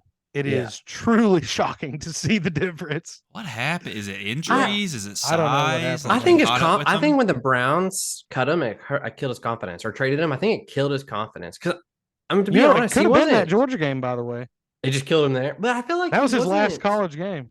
Right. But I just feel like he wasn't, like, what am I trying to say? I think he's starting quarterback worthy up to last year. Like, I feel like because he didn't do poorly at the he had that comeback win with the Rams. Yeah. And they were missing Cooper Kupp and every one of their players. They were missing them all. So like, I don't think he's as washed up as we all think he is. And I think the Bucs could go out and win probably 6 games with him, but that's just that their team's just bad. Like their roster's bad. I think he's the new stopgap, like for this generation. Like you see it like with Nick Foles, or like for years ago, and then Andy Dalton more recently as being the stopgap. Other guys that fall into that category, like Mariota and like Jameis Winston, fall into that category now. So maybe one of those guys catches fire at some point and wins the Super Bowl, but it's pretty unlikely. He'll probably be the next starting quarterback for the Raiders. I'm gonna try to find you a audio clip from last year when Jameis, when that reporter was like, "So Jameis, where is the pain? Or how do you feel?" And he was like, "Pain, just pain everywhere." And I just because I feel like we could use that audio clip. That'd be funny. So, you know, pain I'm everywhere. Pain everywhere. Speaking of pain, I miss him. I miss him. I do too. I mean, he's still there. He's still in New Orleans. He's their backup quarterback. I know, but he's not as much in the limelight as he used to be. Yeah, he said some wild things. How I felt after I played pickleball for the first time. Pain. Pain everywhere. Pain everywhere. Perfect. Yeah. Could also be a good, some TikTok material. That's real. Well, I was saying, speaking of pain, our defensive line going to give out some pain this year. Pro Football Focus came out with their top 32 best interior defenders in the NFL. And Falcons had 3 in the top 32. So also, I saw your struggles with Discord. Did you see Discord doing it? I did. I saw because you posted it and it was like 17, 18, 19. And I was like, wow, what are the odds that all 3 of the Falcons would be in a row like that? I was getting so pissed off, and I ended up having to they weren't comment below that it wasn't 17. And then I found if I put dashes in front of the numbers, Discord wouldn't auto number it back in the order. So Class Campbell, man. Yeah, it is weird. AI is like, well, I know what you want. I'm like, that's not what I want. I know better than you. So Class Campbell, he's ranked 17th. He's actually the highest of the 3 at 36. David Onyemata at 21 and Grady Jarrett at 23. I think by the end of the season, Grady Jarrett will probably be the highest graded of the 3 because I think he's the most talented. Like at this point in their careers, I think he's the most talented. But man, that's exciting to see our 3 starting interior defensive linemen all in the top 25. And I think they'll go even higher. So I don't know. Do y'all have any thoughts on that? Going higher and higher, the fire. Yeah, no, I'll be honest, I didn't. Yeah, no, but that's your only thoughts on that. Yeah, okay. I was kind of there with man. We're so far out from football, and the draft just happened a couple weeks ago. It's like I just can't. Like I feel like I'm so far removed that. But you can get this, George Pickens. Yes. So he said, I felt like last year I got snubbed from the Pro Bowl. Oh, George Pickens thought he was a snub from the Pro Bowl, and then he said this year his expectations are Super Bowl and a Pro Bowl. Who's the quarterback for the Steelers this year? Kenny Pickett. Oh, Kenny only throws still Pickets, him, baby. Okay, it's still the same guy. And he believes too that he should lead the league, I think, in yards after catch. Yak. So I mean, I'll be honest. I was looking at a lot of metrics for like rookie receivers, and he over the last 10 years, he ranks in the middle, not a little above the middle. But Drake London, Olave, Wilson, they were all way above him. And just I like targets, receptions. Right? I do too. I'm annoyed by it because it's always been there. Even when he was at Georgia, which shout out Dogs, I love him, but the dude, he benefited from he's always under 3 miraculous catches or something like that in his career at Georgia, and that put him on the map to get drafted. But he hasn't done shit in the NFL. He didn't do that much at Georgia, to be honest. He got in a fight, which is awesome with Georgia Tech. And he made that crazy catch in the national championship. But he hasn't proven shit. He just talks. Yeah. And it's so annoying. He literally has the benefit. I think he had about 4 different catches throughout his career that were all in huge games. Yeah. But only 1 catch per game, right? And then, like you said, most recently being in the national championship game. I think he also had a big one in the SEC championship game too, against LSU. But he has the make and build of Julio Jones, but he put up I can't think of Michael Bennett numbers. I always went along with it. Michael Bennett might have had better numbers because he was a Bulldog, and because we won all those games without him, and he still he still contributed a little in the big games. Yeah. So I never really said much about it, but to Hayden's point, it's let's say this: if he did that at Alabama, I would never, ever stop giving him hell. We make fun of him all the time. I would make fun of him so much. I'm surprised I don't see more George Pickens shit online from non-Georgia fans, to be honest. Well, I think it's because everyone sees the potential. He's one of those players where you're like, man, he could be really good. And maybe he comes out this year and is a stud, because he could be. But I just hate hearing that he's a Pro Bowl stud. He had big catches. I don't even think he had 700 yards. Let's see what his stats were. He kind of had the same thing at Pittsburgh his rookie year that he'd been. Just a couple big games. Couple big games here and there. Well, dude, he was 3 games into his career and bitching about not getting the ball enough. You can't do that either. He had 801 yards and 4 touchdowns. On 52 catches. Yeah, that is diminished more by 17 games to 16, and then how much? Yeah, so a part of me wants to say 800 yards. Oh, not that bad, but put up or shut up. Great. You were on one of the worst teams in the league too. So, I don't know. It's not like he could. Maybe that affected him not having a good quarterback. but also he probably still wasn't the best receiver on his team either. So Yeah. No, Deontay actually, Johnson definitely wasn't. Yeah. Yeah. Yeah. So I don't know. I think he'll have a better year next year. I don't know if he's Pro Bowl worthy next year. We'll see. I mean, yeah, put up or shut up. We'll see. We'll see what Again, happens. This is what he's doing. This Right. is what I think he should do. There we go. Yeah. I gotta watch the YouTube for that one, folks. I was about to say we gotta watch the YouTube for that. That was not an audio medium. No, that was I'm pushing people towards our YouTube. Exactly. You gotta get and you have to scroll to the hour 12-minute mark. Actually, you got to listen to find it. Sorry. Yeah, you have to listen to the whole thing. What? So it's the same concept for why grocery stores you guys put milk in the are back outing corner, yourselves you know? that you haven't watched our YouTube everything. because there's chapter markers specifically.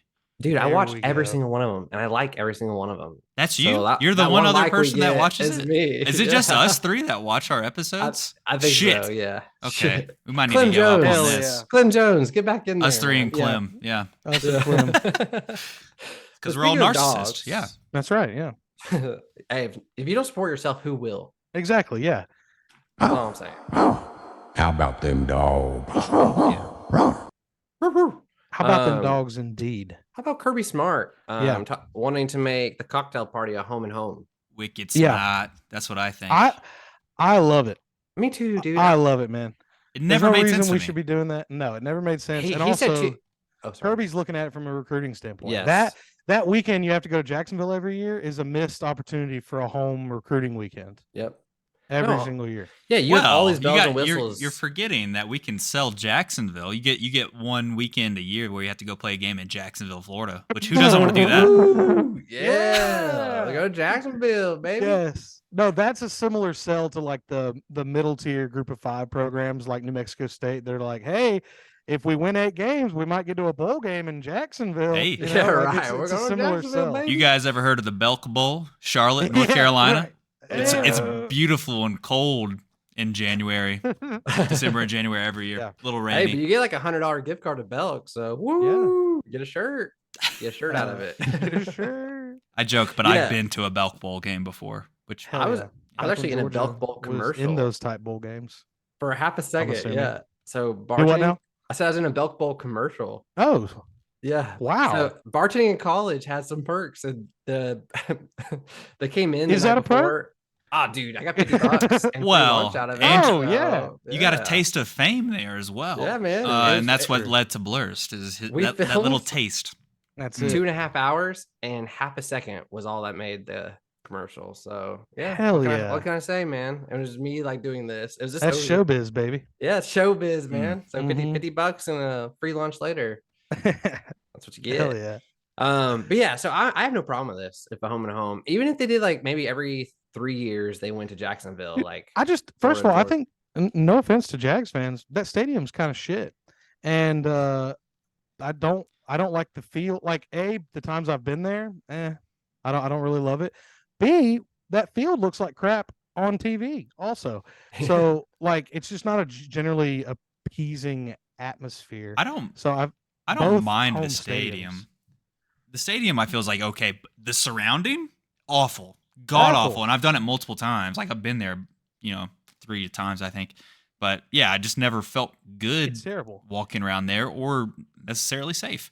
And- It's a and weird to that spot. point about the stadium, I've been there for one Georgia game and one United States men's national team game, and yeah, same thing about the around the stadium part, but also like, yeah, the stadium itself when you're in there, not that bad, but the whole time I can't think of anything else other than the swamp is probably a lot cooler than this. Yeah. oh, know, right, yeah, I've never been to the swamp before, right. and No, it I- looks like a fantastic stadium.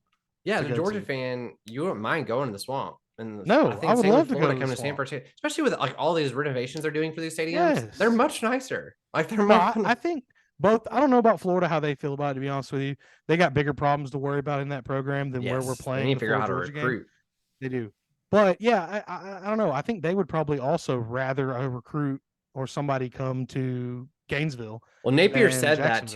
too, but there's a difference when Kirby Smart, who's one of the best coaches in college football, says something, and Billy Napier says something. I don't even know his name. I think it's Billy, but Yeah. No, I it have is no Billy idea who Napier, that you're is. right. call him Billy now.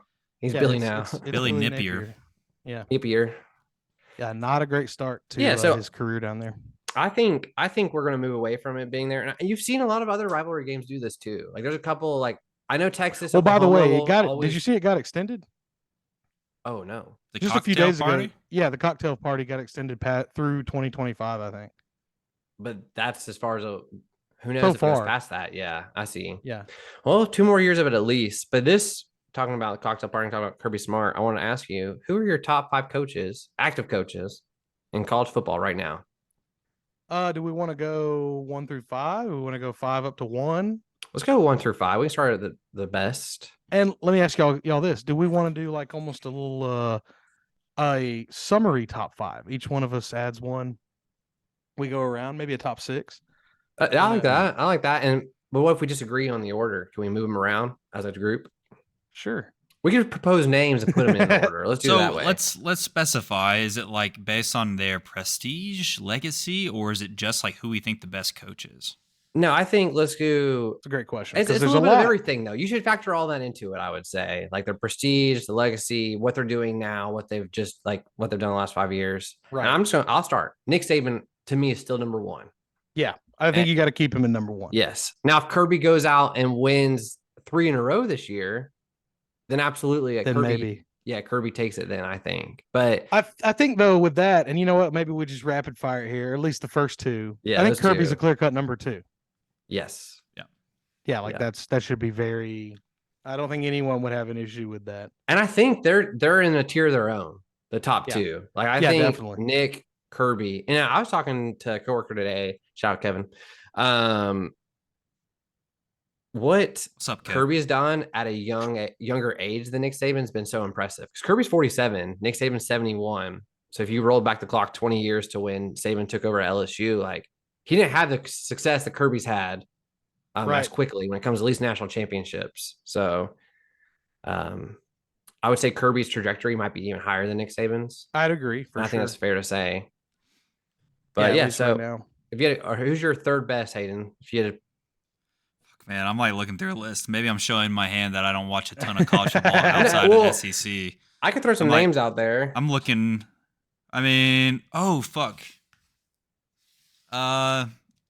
Brian Kelly. Wow. That's really? your third best?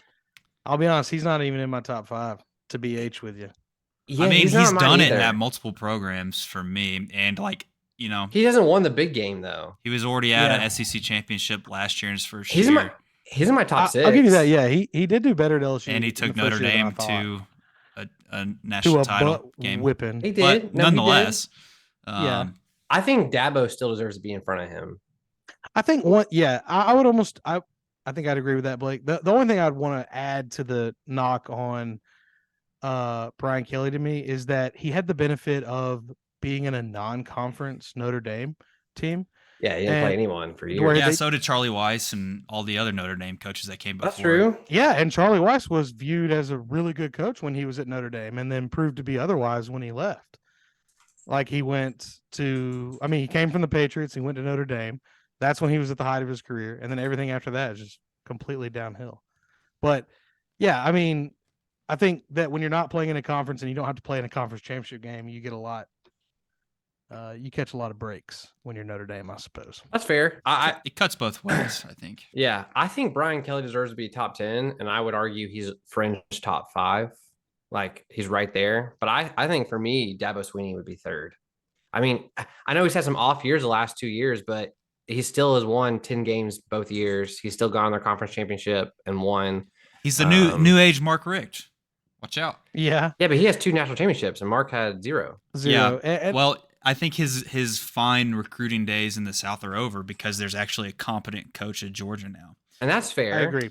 He was able to steal 2 guys out of state that were top. What pick did Deshaun Watson go? I can't remember. Either way, he went probably first or second. He went early. But those guys were like elite level NCAA quarterbacks. And I went 12th overall, but yeah. But still, Deshaun was 12th? Yeah, that's lower than I thought. That's super low. I'm pretty sure there was actually some quarterbacks that went above him too that were not great. That's the same draft as Patrick Mahomes as well. No, I agree with recruiting is important and part of it, but I feel like he did ride them, and now the last couple of years it's shown he has not been able to fill that spot after Trevor Lawrence. Right. And I think that's a result of Kirby Smart's recruiting. I agree with that, but I think Hayden's 100% right with that one. Yes, I just don't think these other coaches like Lincoln Riley, Jim Harbaugh, Brian Kelly have done enough to pass him yet. Because he still these last couple of years has gone 11-3, 10-3, 10-2. But here's where I'd like to move to with this third spot. Maybe it is Dabo at 3, but I think once you get to 3, you need to start looking at some other factors. You need to start looking at guys like Kyle Whittingham at Utah. Yes, maybe even a young upstart like Josh Heupel at Tennessee. And that's Shane not to Beamer. say I don't think Josh Heupel is the third best coach in the nation. I don't think they're top 5, but I think they're close. If you go from like a talent, like an upstart, exactly. Yes, I agree with that too. I mean, I think Lincoln Riley and Jim Harbaugh are also in this conversation. That's what I'm trying to say. Like Nick Saban, Kirby Smart are 1 and 2, and they're close 1 and 2. Right. And then it's a drop. And then I would say it's like Dabo, Lincoln, Harbaugh, Brian Kelly are all kind of in that mix. And then 2 guys you just said, I think deserve to be in that conversation, but they've only had like 1 or 2 years of, I mean, Kyle's a little different. Kyle Whittingham, he's took a team that has been awful for years. And I think after listing all those guys off, I think Brian Kelly would definitely be in my top 5. Just because I just feel like there's longevity there, and he's done it. I agree. Multiple programs. Lincoln Riley's kind of still trying to make it happen at his second program. After 2 years in, I think. Well, I think he's only had 1 year. Just 1 year. Only one. Okay. So let me ask y'all this. Here's a dude that I've been itching to mention because I think there's a chance this guy actually is number 3, and that's Mark Stoops at Kentucky. Kentucky. Yes. I think what he's been able to do there with Kentucky, long. Yeah. He's been there since 2013. Yeah. So 10 years. He's the all-time winningest coach in program history. Wow. Yeah. He is, let's see. Yeah, he's 66 and 59 overall as a head coach, but that seems low for 10 years, doesn't it? Well, no, but anyway. I mean, Kentucky was bad for some of that. That's the thing. Yeah. I mean, that's the hard part about this is that do you base it just on winning or do you base it on the program they were part of? And both. That's what I'm saying. I'm putting like what's the word? Like levels of difficulty on the jobs that. So does that lower your outlook of Ryan Day? Yes, Ryan Day crossed my mind. It is impressive what he's been able to keep up there at Ohio State. Yeah, so he certainly has sustained it. But yeah, I think it would be tough to say he's a top 5 coach right now, given that, he inherited such a well-run or such a prestigious program. There's never a drop off. There wasn't a build. Right. Yeah, exactly. He just kept it going. What about Luke Fickell? I think he's what put Cincinnati on the map. Got Desmond Ridder. Yes, I love Luke Fickell. I think he was put. He's in Wisconsin now, right? Luke Fickell. Yeah, I think so. Did he go to Wisconsin? Yeah. That would be sick.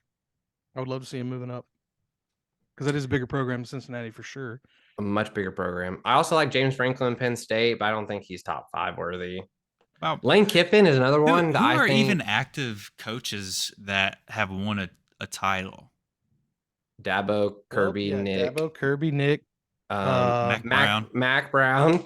Yeah, weirdly enough. He's hung on for a long time. He's top 25. I don't say, but he's been like Matt Brown's done really well with North Carolina though. So yeah, but there's something to be said for these coaches that are like Mark Richt in that they're probably not ever going to bring their program to the promised land. Yeah. But you have to build up the program first to make it. Yes. You have to put them a little bit on the map before they come onto the scene. You know what I mean? So Mark Richt, that could be like Stoops in Kentucky is like 10 years of being a decent program that gets them, a tier up on the legacy coach. And that can help them get better recruits. And then whenever he hangs it up, the next coach will walk into a very good situation as opposed to a flaming dumpster, Absolutely. I think what we're figuring out here is that it's kind of for me, it's pretty easy to go Saban, Kirby, Dabo, and after that it's kind of a toss-up just because there's so many variables, so many factors. I agree. I think Brian Kelly deserves to be in the conversation. I think Lincoln Riley deserves to be in the conversation, but I also think Kyle Whittingham and Luke Fickell deserve to be in that conversation, and I don't have any Mark Stoops. Yes. Don't leave my man out. Heupel, But yeah. even Lane Kiffin. Like I'm a Lane Kiffin fan. Like I think I'd he's a say good we coach. could probably land on Josh Heupel and Shane Beamer being the cream of the crop of the next generation of coaches. Right. Which is concerning for us. I guess. It is. It is concerning for UGA a little bit. You're getting. I mean, we'll to see. a degree. Yeah. I mean, we'll see what happens with Josh Heupel this next year. Like, I mean, he took his offense is very much kind of reminds me of like Pac-12 of old, where like it was very quick, very like Chip Kelly-esque kind of. So, and Chip Kelly is still coaching UCLA. Also, you know who else I think is the upcoming coach is Mike Norvell, Florida State's coach. He did a great job this first year with Florida State. He did do much better than Willie Taggart. Yeah. And then of course Jimbo left him in shambles anyway. Which, by the way, talk about one of the most overhyped coaches of all time, Jimbo Fisher. Yeah, he's not even like. There you go. That's one that's won a title. Yeah, but I wouldn't even put him in my top 25 right now. No, me neither.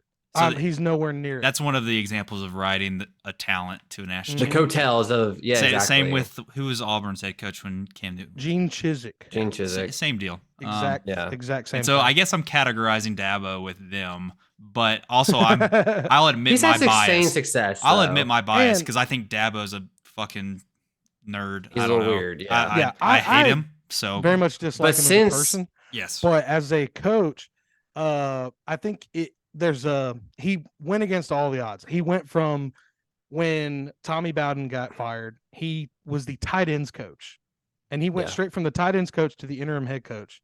Led them to a bowl win, and then got the full-time job and has been there ever since. To me, that is extremely impressive. And then he elevated the program to where they are now. Yeah, he's only had one losing season, which was 2010. And since then, he has not won less than 10 games. Yeah. So that's 11 straight years of winning 10 plus games. I mean, he had Taj Boyd. Mark Richt didn't even do that. Yeah, exactly. And he's won 2 national championships. When you have talents like Taj Boyd. And he's been to 4 national championships. I'd love to see him keep falling off the map here.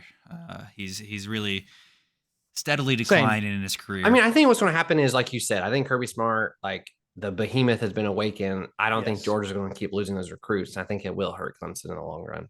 I think that the first victim is Dabo. I think he is truly. And Nick Saban too. Done. And kind of like an indirect victim as well, because it's not like we're playing them every year and manhandling them on film. It's like the recruiting region is so similar. Like we're very close. So I mean, they're very close in proximity too. Yeah. It's like only an hour and a half, 2 hour drive. Yeah, exactly. At top. I'd say under 2. Yeah. So.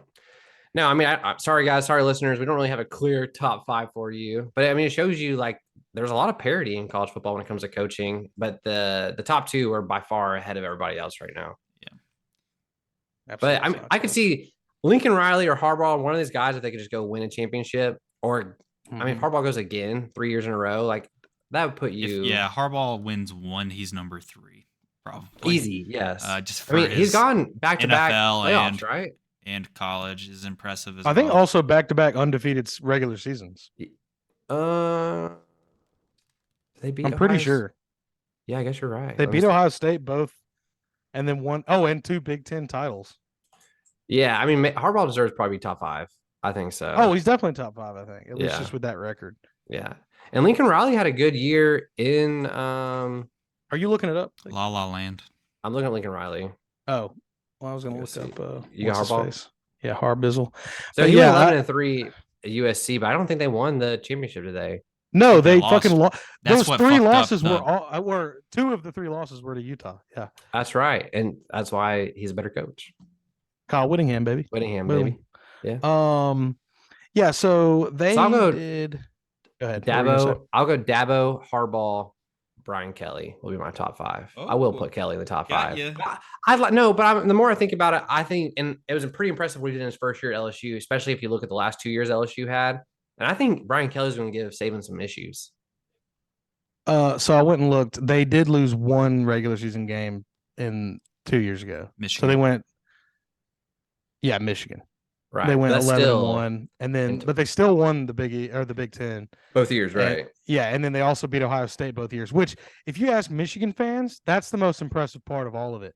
It is. I guarantee you, they are much more happy with the back-to-back Ohio State wins than they are the undefeated regular season or making it to the college football playoff. Yes, absolutely. I mean, that's It's crazy. a big deal. Just from the dominance Ohio State has had over them over the past decade. And speaking of those college rivalries, it's crazy to think about in our lifetime how the Florida-Georgia rivalry was even, and now we're 10 games above them in the record. Dude, it's insane how far it's come from when we were in high school, or from when Hayden and I were in high school, and Blake, I think, hadn't been born yet. Like, Somewhere maybe around I was there. merely a 2 years old. thought. Yeah, maybe at 2 years old. Yeah, but yeah, from the times of Tebow, beating us 49-10, and all that stuff, with the odd occasional Georgia win being sprinkled in, to a more even series, and now we're just dominating it. Dominating. I think Kirby's 5-1 against them. That sounds right. I wouldn't be surprised if he hadn't lost. Think No, he lost that one year to Kyle Trask, of all people. They beat us pretty bad that year. Was that the COVID year? Yes, I think it was. Doesn't count. Yeah, doesn't count. Doesn't count. Same with the Because two I say LA so. championships. Yeah. Well, that's They fair. don't count. All right. Well, that concludes all I have for the dogs. We can go baseball. Baseball. Braves. So, we already talked Soroka. you guys already talked about Soroka show? You heard it in the Blursed. Oh, I didn't say anything because I thought we were going to talk about it again. It's the namesake of our show today, the Soroka show. He's back. The Soroka show, sponsored He is by. so Let's back. talk about him again. So Obviously, back. coming back off of the 2 Achilles tears, which is wild. It's good to see him out there. I really liked the idea that they had of letting him come up, start on the road against Oakland, who has only won 10 games going into that game we played last night. It's kind of a weird situation. They were due for a win. They were. Now they won 11. Honestly, if you pay close attention to shit like that, that was a really good game to bet on the A's to win, just because they are such heavy underdogs versus worst team versus best team in the league, basically. Right. They were on an 11-game losing streak going into the game. I mean, the odds and they were at also at some point. And the cross-country flight after Sunday night baseball, short turnaround time for an afternoon game. And that is kind of crazy. Yeah, it's pretty wild. I will admit to that point, after Sunday's game, I didn't think we'd be playing Monday. I hadn't looked that far ahead in the schedule because I was just focused on the Phillies series. I love beating the Phillies. And so when I saw Monday that we were playing that night, I thought, oh, this must be at home. Like, we must be playing in Atlanta. Yeah, right. And no, not the case. I was shocked to see sunlight when the game started.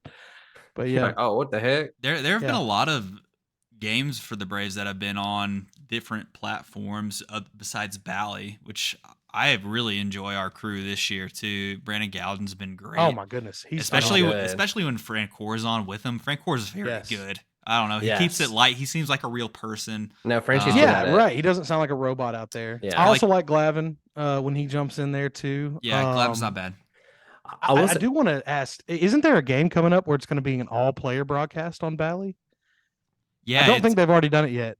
I'm not sure if it's happened yet because I've been out of town. I haven't gotten to watch, but yeah, it's supposed to be like Chipper, Glavin, Smoltz, and Frenchie, which is pretty cool. Yeah. Wow, that'd be cool. I love that. Yeah, I would. If I like Smoltz as a broadcaster too. Smoltz is a pretty good broadcaster. I hate Smoltz though. What? I think he's awful. He's god awful. Smoltz. No, he needs to stop.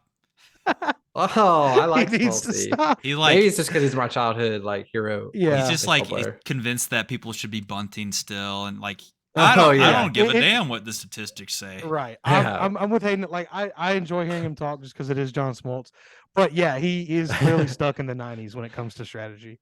I wish they could get Maddox in the booth, honestly, more than anything, just because, he's crazy, number one. Yeah. Number two, it's like a mad scientist, right? I want to know his direct insight as the game goes on and, what does he think about, what the pitcher should throw, because he's going to be right. Wasn't it Maddox that had those weird ass cues to throw different pitches throughout the game? Yeah.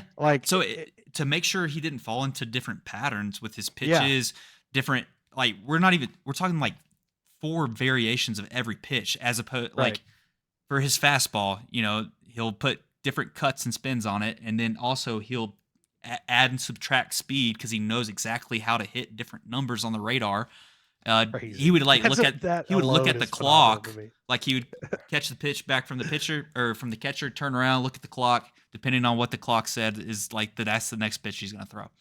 And so that's crazy as shit. It's dude. nuts. And that's really what it is. Like, you can't get a read of what he's going to throw. You know, there's certain patterns and situations where, okay, it's an 0-2 count. I'm going to throw one away here. I'm going to throw one up and in, see if they'll swing at it, or throw one above the strike zone, below the strike zone, have a slider tailing off the plate, stuff like that. That's like, you kind of know that's like a pattern that most pitchers fall into. But yeah, just that sense of randomness is really cool. That, you know, it is. It's hard to replicate because the guy's a genius, really. So that's somebody I wish they could get in the booth. But that would be cool. That would be super maybe it's cool. not suited to him.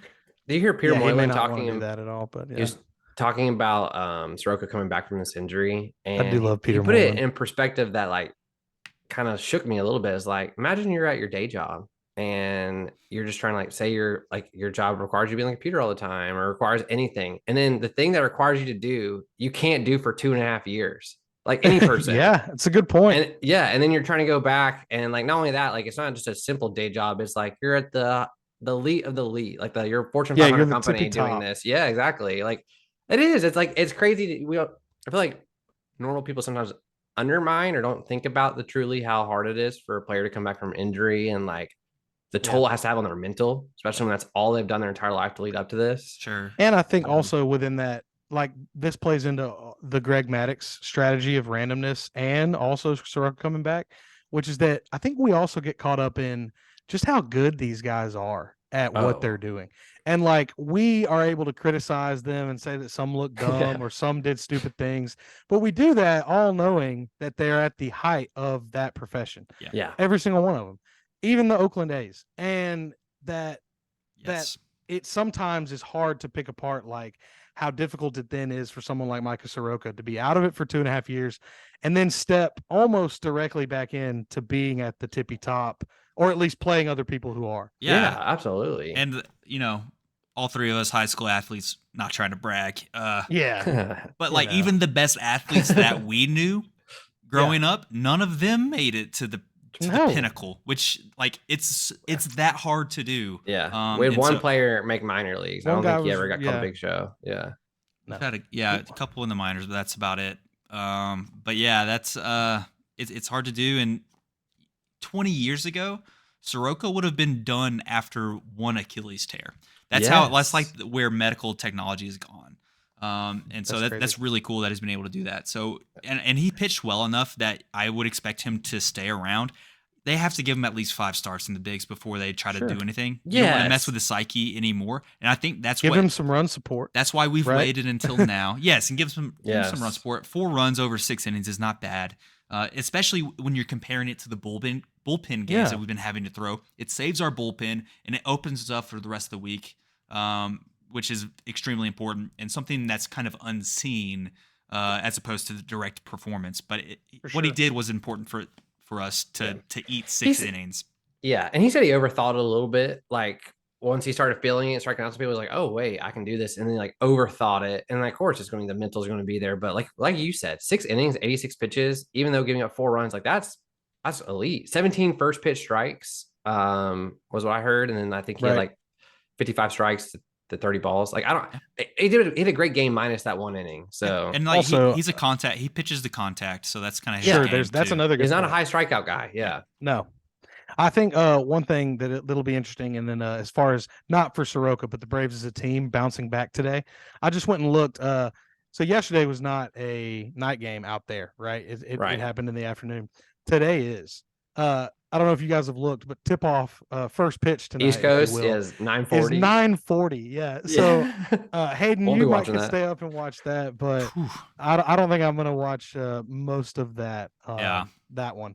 But anyway, my point is, it would be very, very Bravesy for the game that no one's able to step and watch. We go like 15-2. 15-2, yeah. Like you know, like also like oddly about the Braves this year is we've been much better away than we have been home this year, which is like very unlike the Braves. So yeah, we probably kill them. But it also gives me hope, or not hope. That's not the right word. They're probably the best. Oh, but I see what you're saying. That will. But what I mean is, like, if the record gets even better, because you would have to imagine that the home record vastly improves as the season goes on, and so if you can keep being as hot as you are on the road, that's just you're on pace for quite a good season. If it doesn't, we better hope the AL wins the All-Star games that way. They still decided that do way? they still do that? I don't think they do it like that anymore. Stopped. That stopped Please a couple God, years I ago. hope they It was don't. pretty It's dumb. so archaic. Yeah. Yeah, I think it's just regular season now, right? Whoever had the best record. Something like that. I think it's based on seed. Yeah. Okay. So as it should be. Aren't we all based on seed? I suppose in a way we are. In a way we are. But anyway, yeah. Oh, I don't even know who's on the mound tonight. I was going to look at that too. It's Bryce Elder. Also, cool. The Outcast night. I had some coworkers go. This last Thursday. It was the opening of the series against the Phillies. It was the third highest attendance in Truist Park history. Now I know some of the World Series games kind of had like undocumented attendees because they were just people were paying off security guards to get in there to go watch the game. But still, a third highest attendance, pretty awesome for Outcast night. We had a big win. The bobbleheads looked dope. So I heard there was a shortage. Like a lot of people were waited in line and didn't get them.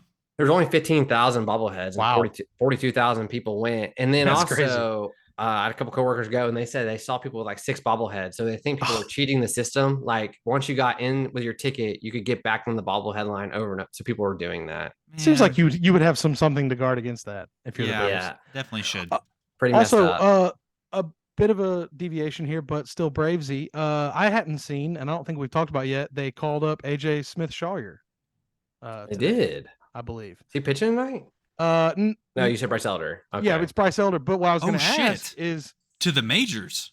For the majors. That just happened 3 minutes ago. Wait, he's gone up. So that's the guy. That's the kid we talked about. That we talked about like a month ago. Like, oh shit, he like skipped AA basically. Like he made like a couple starts in AA. He's in AAA. That's incredibly fast. It is. So I was going to ask you, Hayden, is there any chance he comes out of the bullpen? I don't know what they're gonna do. He's not listed they as optioned down Lutke or Latke, however you pronounce that dude. Latuge, Yeah. there you go. And he was a bullpen pitcher, right? Yeah. Maybe he'll be long relief and help eat up some of these innings. Yeah. That would Jared be cool. Schuster's tomorrow already announced. Right. Bryce Elder will be tonight. It's good to get these guys in against the A's, man. It is. I mean, really why is. not? And like we have a shortage right now of pitching with the injuries, so why not let these guys, battle it out in the majors like they did in spring training? Because he was great in spring training too, right there with Dodd and Schuster. So maybe that's what happens, and we just see who takes, right? We're about to have 7 aces. Is that what I'm hearing? Is that what we're telling the folks? I don't know, but if he comes up and shoves like fucking Spencer Strider out of nowhere, people are gonna lose their minds about the Braves because it is unfair. And boy, it is really nice to be a Braves fan because this just so like keeps working out for us. Although Michael Harris has been having a tough season so far. His defense though has still been there. That's the thing about defense. If you're good at it, it sticks around. If you're if you have speed, that sticks around too, as long as you're healthy. So he can affect the game in different ways. And he hasn't been healthy. We don't need him to hit to be good. We need him to play good defense in center field. Yeah. Anything he adds offensively, that's a plus. How about those Marlins? Where are they 28 and 26 in second place in our division. They're in second, right behind us, baby. That's 27-27, and the Phillies are 25 and 28. The Phillies are in fourth, right? Yeah, they're under 500. That's awesome. Trey Turner's been horrible, and I probably should trade him in my fantasy league, but his price keeps going down. The thing about these teams that base their whole identity on signing big free agents and spending a lot of money is that a lot of these guys they're signing on free agency are older. They're at the tail end of their primes, and then they end up eating a lot of money, which fucks them even longer term. So that's what we're seeing here so far. And it's early in the season, still it could turn around. But yeah, the Mets spent $500 million, and they're playing worse this year than they did last year. Yeah, and they also still got to pay Bobby Bonilla. And they let still they let DeGrom go, but then they brought in Verlander, and they had Max Scherzer on staff too. So those guys are almost 40 years old. Yeah. If you have 2 of those guys, then you're just asking for something to go wrong. It's like, And what's crazy, and I feel bad for Mets fans and Phillies fans, is that as bad as the Braves have been playing recently, like because by our standards they've been playing not so well when it comes to the win-loss column. We're still the 5th best record in baseball. Yeah, we came off a tough stretch there as well. We've played some good teams and teams that are supposed to be good. Our next like 5 series are against teams that are below 500. So the Braves all usually of that with win injuries games to the like rotation. Yes, that's typically it's not a strategy, but that's what almost always happens is that we go 500 against good teams, and then we dominate bad teams. Yeah, and put them Which is back in what their you should place. do. and we beat good teams when we need to. Yeah. Like whenever the Braves have gotten timely wins all year, where it's like, all right, we need a win to bounce back. All right, we got one. Let's go. Yeah. Let's start a new streak. So Yeah. no, I mean, I'm not worried as a Braves fan right now. It's the pinnacle of winning culture, and that's what a lot of franchises in every sport try to replicate. And then there are loser franchises like the fucking Mets. Fuck you, Mets. Fuck you, Mets. Dude, Speaking of, I was in New York. I didn't wear any Braves gear while I was up there this past weekend, so I didn't see too much Mets. We weren't in Queens. We stayed like in the city for a couple of days, so that was interesting. But I understand why people like baseball so much up there now. Yeah, it's because that is like the most room they get. Like the most space they get is getting to go to a game because oh my god, these people are stacked on each other, super tight. Right. I know it's weird because we grew up way differently in rural Georgia, so yeah, it was a little claustrophobic at times, but it was cool. The scale is very impressive. It also makes sense when you just to dive into another sport, but we talked about it a few weeks ago when Atlanta United played NYCFC and how they still play in Yankee Stadium and how bullshit that is. But you also have to come back down to earth and think about what Hayden said. It's not easy to build a stadium in. They don't have space. Yeah, you can't do it. Quite expensive.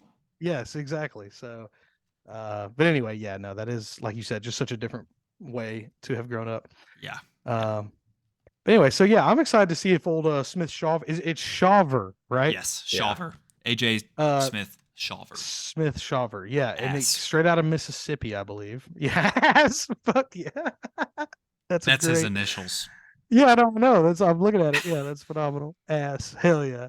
Sorry, I'm kind of fixating on that. That hit my tickle box there, Hayden. That hit my wiggly gigglies.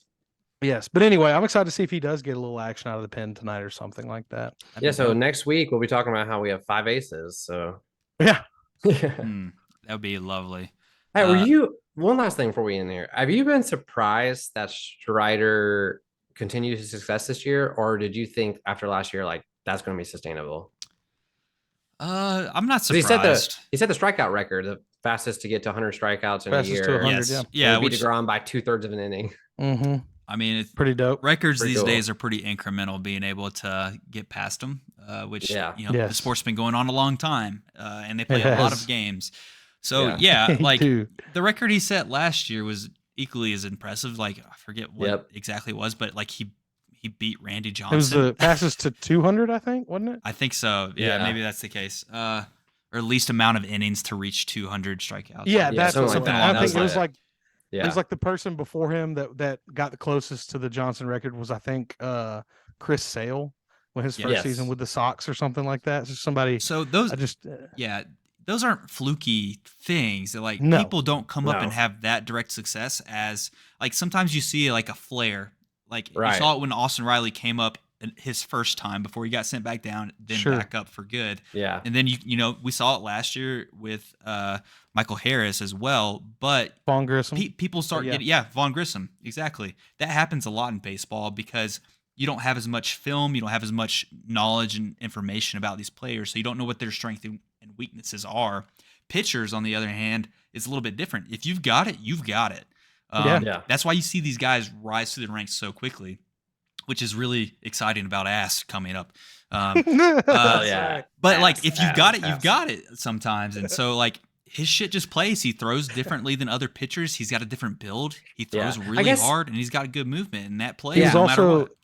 He was playing high school baseball in 2020, by the way. Right. No, it's insane. I think what you worry about would be like Shelby Miller. Like he had that one good year with us and we were able to move him for Dansby, and then he was bad from that on. But I think the difference is the stuff Strider has, you can just tell. Like when you're throwing 200 strikeouts in a season, you're different. And it's just that's different. I'll add to that. He just seems like an intelligent guy as well.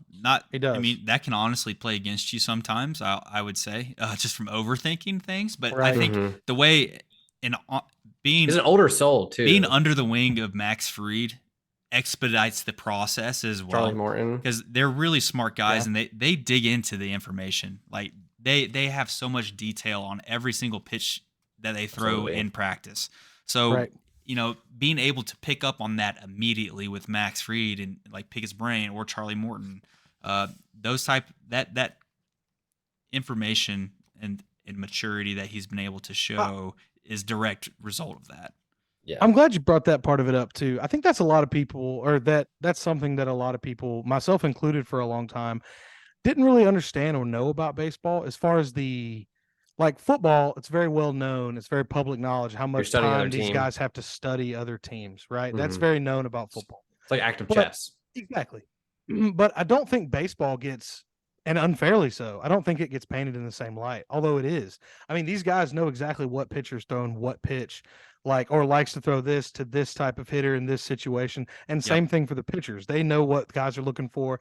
And so it frustrates me. Let's just pick out something out of the air that we've all experienced. You're at a family gathering in the summer, maybe Memorial Day that just happened, right? And you're watching the Braves on TV, and your crazy uncle sees somebody let a pitch go right down the middle. And he's like, oh, that was right down the middle. Why didn't he swing at it? That always got, like, that gets under my skin. So it's like the hardest thing to do in sports is to hit baseball. Yeah, exactly. And it's also like, you don't understand that, like, well, you don't know what pitch he's looking for. You don't know, what he's sitting on, what he's been told to sit on, perhaps. There's so many different variables other than just he threw it down the middle and I didn't swing at it. See ball, hit ball. Yeah, it's a little more complex these days. It's a little more complex. Is that Dan Ugla? Sorry. Right. Yeah. Babe Ruth, actually. Dude, Dan Ugla, though, set the Braves record for, like, most games. Did he have the biggest hitting streak in Braves history? Dan Ugla? I don't know. 32 straight games, something like that. It's a lot. Yeah. And that was wild. Yeah. And that rose his average from like 176 to 236. I was about to say that year he was shit, by the way. What is it? Our brightest stars burn the shortest or some shit like that. Yeah. Shout out Dan Ugla, Braves legend. Braves legend. Dan the man. So yeah, before it was just Blursed. Like to bring it in, that is another Blursening though, with how much he killed the Braves with the Marlins, and then we finally get him, and we get one good year out of him, and he's awful. Those were the years that we were signing free agents, and Justin Upton. That's how we got in a big hole there for a few years. Player development is way more important. It was fun. It was fun. A second. You get some publicity out of it. So. Yeah, you do. Signing the Upton brothers got me excited for a season. Yeah. Then BJ was so bad, and we got to sell his brother to get him out of here. Basically, we had to give away the good one. Yeah, and Craig Kimbrell. So that was the price we paid. Real quick before we sign off, I'm gonna apologize for not being here at the beginning of the pod. First off, I'm over here on Mountain Time. We start at 4 p.m. Mountain Time. What kind of employer sets a meeting for 4 p.m. on a Tuesday? Ridiculous. Tuesday after Memorial Day weekend. Yeah. What the hell? No, I know I'm being ridiculous. I just hate corporate America. You're not being ridiculous. Everything I do is in spite of them. I think you actually need to tone it up a little bit. Yeah, we should send this to your boss, actually. I don't think you're being outrageous enough. Man. All right. That would be brutal. I just got to make sure to get this house under wraps first. Then I can lose my job. There you go. Well, everybody, Blur signing off. Have a good week. Go Braves.